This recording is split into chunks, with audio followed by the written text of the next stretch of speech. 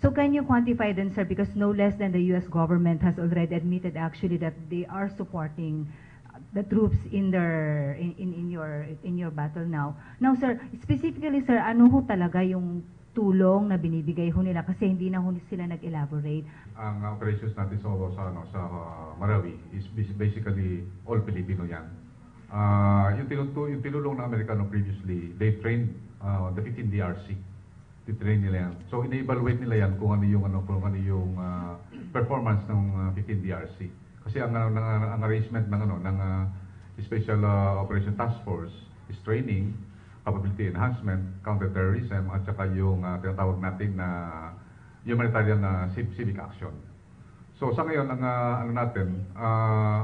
ang ginagamit nating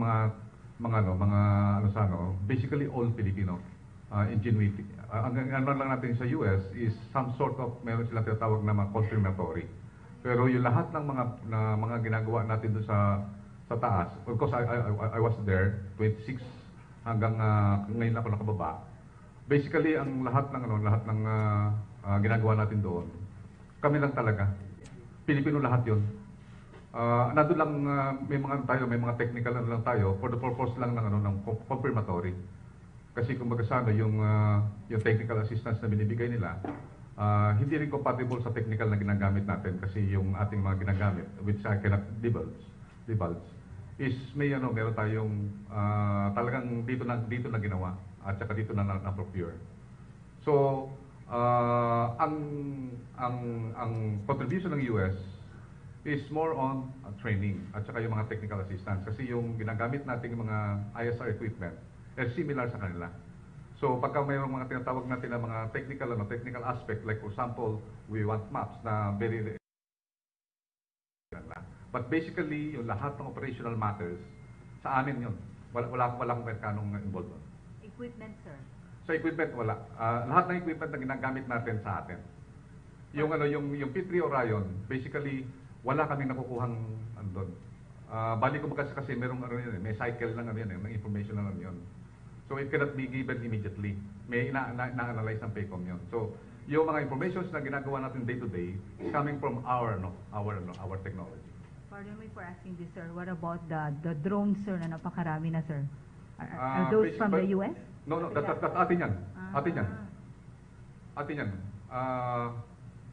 Ayoko nang i-divulge yung capability natin kasi it will really greatly affect yung operational capability natin. But honestly, to tell you frankly, all the capability that we have is our own. We procure it. Until when po sila magpo-provide ng assistance? Ito po ba hanggang doon sa pagsisimula ng rehabilitation sa Marawi? May role pa po ba sila doon? Yun lang po, sir. To give you a bigger picture, we have an existing agreement with the US, the Mutual Defense Treaty. And within that agreement, meron tayong mga tinatawag na agreed to actions activities. Yan, more than 200 plus activities yan, whole year round.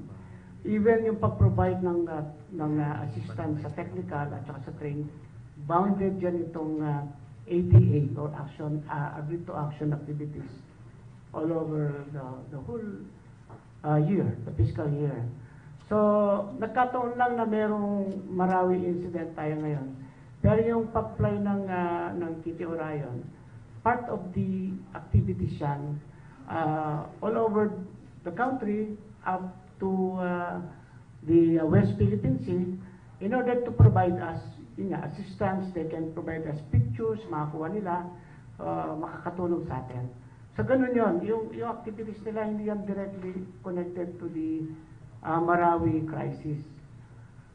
But of course, malaking tulong kung lahat ay magbibigay sa atin ng assistance. Hindi lang naman ng US, yung mga allied countries natin like Australia, even ASEAN countries, pag meron silang information, sinishare sa atin.